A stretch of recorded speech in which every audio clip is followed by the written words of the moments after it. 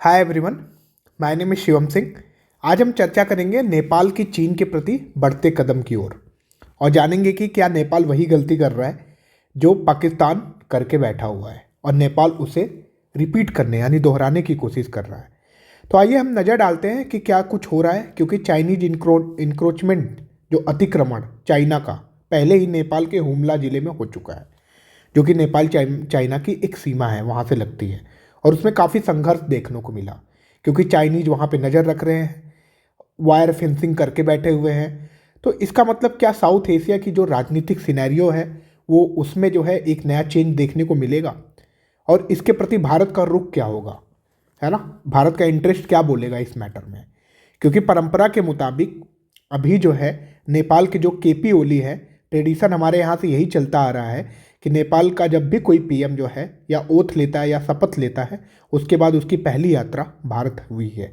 लेकिन अब पहली जो विदेश यात्रा भारत ना होके केपी ओली का सीधा चीन जाकर, और चीन जाना ठीक है, लेकिन उसके बाद उन्होंने वहाँ की जो परियोजना है जिसका नाम है, एक इनिशिएटिव है BRI, belt and road initiative, उसको ज्वाइन करना और पहली जो बनी हुई परंपरा को तोड़ देना। तो बाकी कुछ हम जानेंगे इस सिनेरियो में, इस वीडियो सीरीज में, कि क्या पाकिस्तान के नक्शे कदम पर नेपाल चलने की कोशिश कर रहा है। तो आइए हम समझते हैं। अब देखिए, ये केपी ओली है। केपी ओली की जो पार्टी का नाम है यूनिफाइड मार्क्सिस्ट लेनिस्ट। अभी हाल में जो नेपाल का जो सिनेरियो है, नेपाल की कंट्री में, वो सिनेरियो है कोलिएशन गवर्नमेंट, गठबंधन सरकार है। यहाँ पे ये UML, यूनिफाइड मार्क्सिस्ट लेनिस्ट, और नेपाली कांग्रेस, इन दोनों पार्टियों का मर्जर है। और यहाँ पे कोलिएशन गवर्नमेंट के रूप में केपी ओली की सरकार जो है शपथ लेती है। ये केपी ओली के पार्टी का सिंबल है। तो चीन के प्रति झुकाव रखने वाले घोर कम्युनिस्ट नेता, है ना, जो नेपाल के प्रधानमंत्री हैं केपी ओली, ये अपने देश को, अपनी कंट्री को चीन की बेल्ट एंड रोड इनिशिएटिव से इन्होंने अभी जोड़ लिया है ना। अब इसके बाद जो है, जो ये केपी ओली भाई साहब हैं, इन्होंने अपनी इस परियोजना से तो जोड़ लिया, इनिशिएटिव से, तो क्या नेपाल के विकास में ये इसके टर्निंग पॉइंट के रूप में हम इसको देख सकते हैं? क्योंकि काठमांडू में बड़ा जश्न मनाया गया इसको लेके जो है। और उसके बाद जो है, और भारत के जो हिस्टोरिकल रिलेशन है चाइना इसके नेपाल के साथ, क्या इन रिश्तों में भी जो है दरार पड़ने का एक खतरा है? क्योंकि भारत ने शुरू से ही BRI का विरोध किया हुआ है, अगेंस्ट रहे हैं। और प्रधानमंत्री के रूप में जो ओली के जो पिछला जो टर्म था इनका, वो नेपाल के जो है नेपाल ने जो है, जब इनका पिछला टर्म था केपी ओली का, तो ये देख रहे हैं आप, लिम्पिया अधूरा, काला पानी, लिपू लेक पास, नेपाल ने एक नया मैप पास किया था। नेपाली गवर्नमेंट ने जो है एक न्यू मैप पास किया था, और उस न्यू मैप में जो ये भारत का है, जो लिम्पिया अधूरा, काला पानी और लिपू लेक पास, इसको जो है उन्होंने अपने नक्शे में दिखाया था, शामिल किया था, और जिसे भारत ने क्या हुआ, खारिज किया था। भारत ने जो है इसके ऊपर विरोध जताया था। बट हैरानी की यह बात है कि जो नेपाल की गठबंधन सरकार, अभी जो कोलिएशन गवर्नमेंट है, जो नेपाली कांग्रेस और उसके बाद जो है UML, इसके बाद भी जो ओली भाई साहब जो है BRI के बारे में जो है क्या बोलते हैं कि परियोजनाओं को ज्वाइन करने के लिए कोई जहमत नहीं उठाई, कोई उन्होंने मतलब अब एक बार भी सोचा नहीं, और जाके उन्होंने फटाक से ये ज्वाइन किया। अब इसके बाद जो ये तो हिमालयन नेशन है, तो हम क्या जानेंगे कि केपी ओली जो है, इन्होंने BRI परियोजना को ज्वाइन करने के बाद क्या हिमालयन नेशन पे एक पॉलिटिकल सिनेरियो चेंज होने का खतरा मंडरा रहा है। इसके पहले जब 13 जुलाई 2020 को यही जो नेपाली कवि भानुभक्त आचार्य की 206वीं ये 206 उनकी जो है जयंती थी, उसके दौरान केपी ओली ने भाई साहब ने एक नया विवाद खड़ा कर दिया। क्या विवाद खड़ा हुआ? क्योंकि भगवान राम से जो उनका जो जन्म स्थल, उन्होंने ये बताया कि भारत में नहीं है ना। उन्होंने ये बोला कि लॉर्ड राम वाज नेपाली, इन्होंने ऐसा बोला केपी ओली भाई साहब ने। और इन्होंने बोला कि इंडिया ने जो है एक फेक नैरेटिव सेट कर रहा है। वो बोल रहा है कि अयोध्या नहीं है, ये इन्होंने बोला केपी ओली ने, कि अयोध्या नहीं है राम का जन्म। वो बोले कि राम का जन्म बीरगंज में हुआ है। ये केपी ओली ने जो है अपने पिछले टर्म्स के कार्यकाल में जो है अभी उस टाइम पे ये बोला था। तो ओली का जो ये कमेंट्स है, तो भारत और नेपाल के जो क्या नाम से सेंसिटिव अपना जो कल्चरल और जो है अपना जो रिलीजियस जो रिलेशन, इनके सेंसेशन में उन्होंने एक नया बहस छेड़ दिया है। तो जो केपी ओली के जो कमेंट्स को कुछ लोग जो है पॉलिटिकल सिनेरियो से, तो कुछ लोग नेपाल की विरासत के दावे के रूप में देख रहे हैं। हालांकि जो बीआरआई के बारे में जो है जो केपी ओली का जो निर्णय है, उनका जो डिसीजंस है, वो एक बड़ा दांव साबित होगा, क्योंकि नेपाल की जो पॉलिटिकल सिनेरियो का जो ग्राउंड बन रहा है वो शायद एक रीडिफाइंड हो सकता है ना।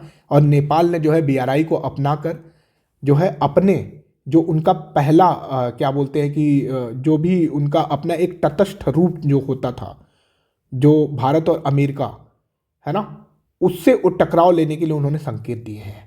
और नेपाल का यह बदलाव पड़ोसी और वर्ल्ड की पावर के बीच में एक अच्छे कूटनीतिक को संदर्भित करने की भी मांग करता है ना। अब जो trans Himalayan multi dimensional connectivity network के तहत जो अपने जो ये इंफ्रास्ट्रक्चर परियोजनाओं का दावा करते हुए आर्थिक अस्थिरता, इकोनॉमिक वीकनेस, ये जो है पॉलिटिकल सिनेरियो के जो है कुछ खासे जो है चैलेंजेस हैं, क्योंकि चीन की जो है ये डेट ट्रैप पॉलिसी ने कई देशों को फंसा रखा है ना। पाकिस्तान पहले से ही चाइना के डेट में है। जो हमारा चाइना पाकिस्तान इकोनॉमिक कॉरिडोर जो चाइना बनवा रहा है, जो कि पाक ऑक्युपाइड कश्मीर से होकर गुजर रहा है, उसके लिए जो है चाइना ने $25 बिलियन पाकिस्तान को लोन दिया हुआ है।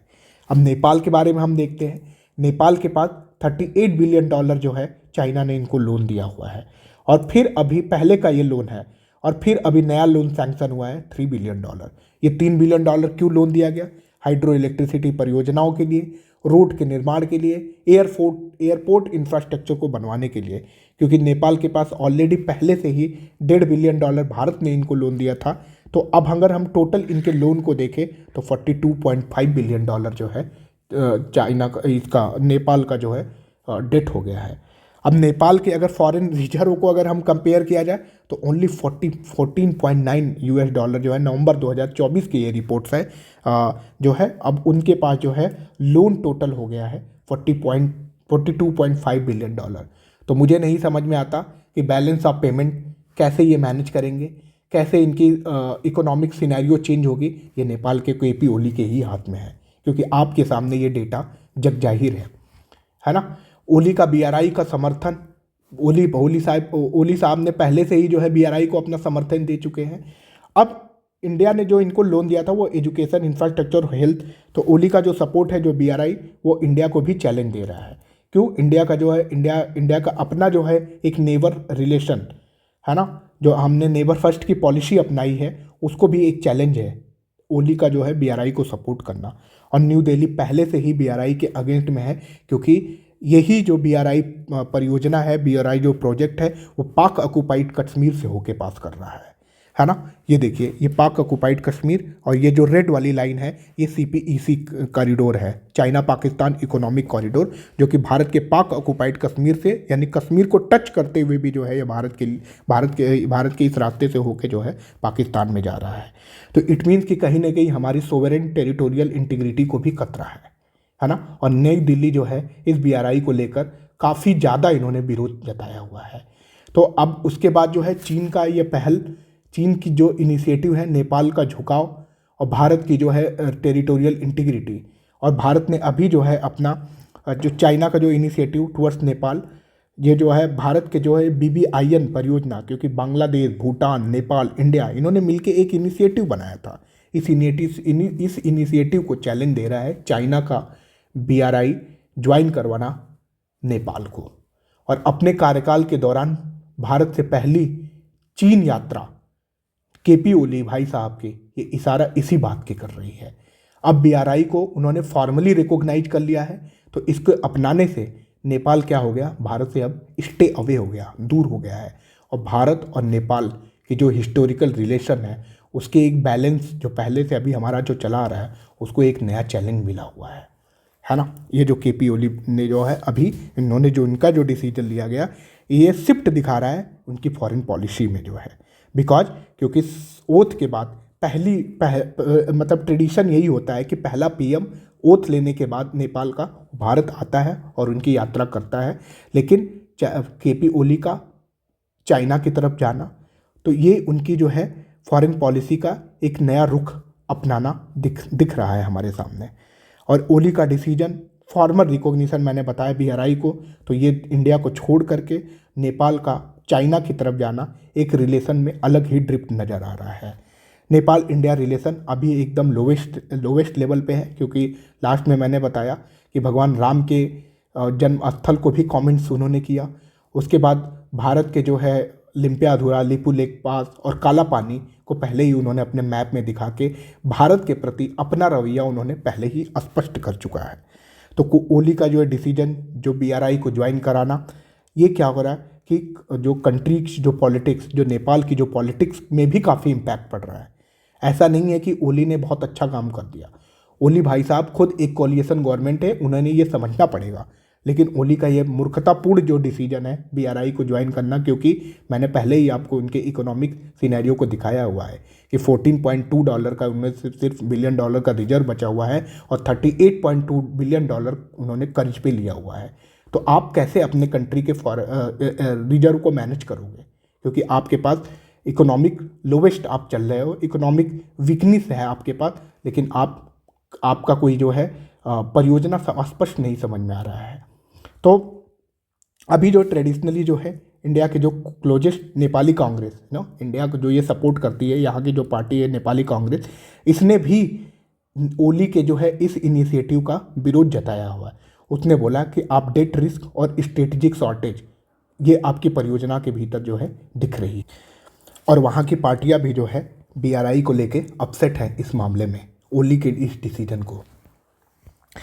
और ये क्या करेगा कि चलो ठीक है, ओली ने ऐसा इनिशिएटिव लिया, लेकिन ओली को ये खुद पता होना चाहिए कि कोलिएशन गवर्नमेंट है और उनका ये शायद डिसीजन एक गवर्नमेंट इनस्टेबिलिटी पैदा कर सकती है नेपाल के अंदर, क्योंकि ओली UAML और नेपाली कांग्रेस के समर्थन से ही उन्होंने प्रधानमंत्री बने हुए हैं, है ना। मैंने आपको बताया था कि अभी चाइनीज़ की जो एक रिपोर्ट आई है कि हुमला डिस्ट्रिक्ट में चाइनीज़ का इंसर्शन हुआ है, इंक्रोचमेंट हुआ है, बॉर्डर से वहाँ पे सुपरविजन टावर बना रहा है चाइना, वहाँ पे वायर फेंसिंग कर रहा है, वहाँ पे कटीले तारों से उसको घेर रहा है वहाँ के एरिया को, है ना। अब यहाँ पे एक BBC की भी रिपोर्ट थी कि government report leak to the BBC accuses China of encroaching into the Nepal along the 2 countries share border. तो चाइना का ये रुख पहले से ही स्पष्ट है, क्योंकि हमने चाइनीज़ की पॉलिसी को देखा हुआ है, डेट ट्रैप पॉलिसी को हम देखते आ रहे हैं कि चाइना कर क्या रहा है। ये देखिए, यहाँ पे एक सुपरविजन टावर यहाँ पे बनाया जा रहा है, वायर फेंसिंग यहाँ पे करी जा रही है, ये पाया गया है चाइना के द्वारा करते हुए। जो है ये हुमला डिस्ट्रिक्ट है जो कि बॉर्डर बनाता है चाइना और नेपाल के बीच में, और this is new gave to birth to regional challenge, है ना। टेरिटोरियल चैलेंज भी दे दिया है इसने नेपाल के प्रति, लेकिन फिर भी ओली ने जो है BRI को फॉर्मली रिकॉग्नाइज किया हुआ है। तो हो सकता है आगे आने वाले टाइम में हमें एक नया पॉलिटिकल सिनेरियो अपनी साउथ एशिया के अंदर देखने को मिले, और शायद यह जो है नेपाल की गवर्नमेंट के अंदर भी एक पॉलिटिकल टर्मोइल, पॉलिटिकल क्राइसिस भी देखने को हमें मिले। कुछ कहा नहीं जा सकता, क्योंकि साउथ एशिया में चाइना का स्ट्रेटेजिक इंटरफेरेंस ये क्लियर है, उसका इकोनॉमिक एजेंडा और रीजनल इंटरेस्ट। और हमने देखा ही है कि अभी पिछले जो है कुछ सालों में हुआ क्या है। या पहले क्या करता है, चाइना चाहे तो एड भी दे सकता था, सहायता कर सकता था लोन देने के बजाय, लेकिन चाइना ने ग्रांट नहीं दिया और चाइना ने सीधा लोन देना शुरू किया नेपाली गवर्नमेंट, क्योंकि चाइनीज़ का मकसद पहले से ही क्लियर है।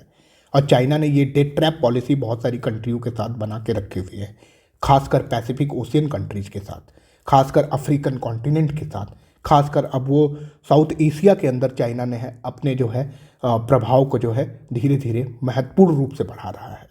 क्योंकि हमने जो है हमने ड्रैगन का पहले ही रूप देखा था, क्योंकि उसने क्या किया था, हम्बनटोटा पोर्ट श्रीलंका का वो 99 साल के लीज पे उन्होंने श्रीलंका से ले लिया हुआ था। पहले उन्होंने श्रीलंका को लोन दिया, लोन देने के बाद वहाँ की इकॉनमी वीकन हुई, इकोनॉमिक वीकन होने के बाद चाइना ने अपना प्रेशर बढ़ाया श्रीलंका के ऊपर कि भाई अब हमें हमारा पैसा चाहिए। तो चाइना ने पहले से ही अपना मकसद किया, उसको पता था कि श्रीलंकन गवर्नमेंट क्राइसिस में है, बट उस क्राइसिस को उन्होंने कोई फॉर्मली रिकॉग्नाइज नहीं किया और ना उन्होंने कोई ग्रांट दिया, ना कोई उन्होंने एड दिया, और तुरंत उन्होंने हम्बनटोटा पोर्ट मांग लिया। तो चाइना का एजेंडा, चाइना का इंटरेस्ट, चाइना का रीजनल इंटरेस्ट और इकोनॉमिक इंटरेस्ट बिल्कुल क्लियर है, बट लेकिन KP ओली के दिमाग में ये बात समझ नहीं आ रही है। तो पाकिस्तान का जो जो तो हमारे जो साउथ एशिया में जो चाइना का जो स्ट्रेटजिक ये मतलब जिद है यहाँ पे, ये उनके एजेंडा से तो पहले ही क्लियर हो गया है। क्यों?